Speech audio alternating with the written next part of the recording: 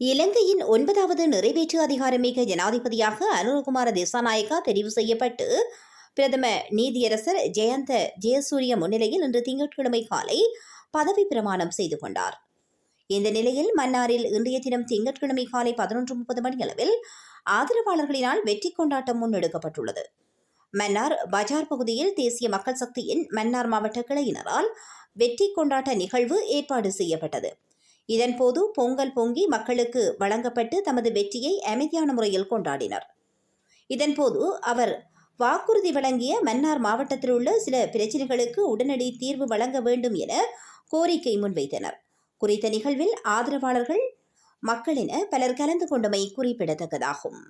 மேன்மதாங்கிய ஜனாதிபதி அனுரகுமார திசாநாயக்கா அவர்களை நாங்கள் வருக வருக வருக என வரவேற்று அவரை நிம்மதியான சமாதானத்தினை ஏற்படுத்துவதற்காக இந்த ஜனாதிபதியை நாங்கள் பெருமையுடன் மகிழ்ச்சியுடன் தெரிவித்து அவரை வரவேற்கின்றோம்.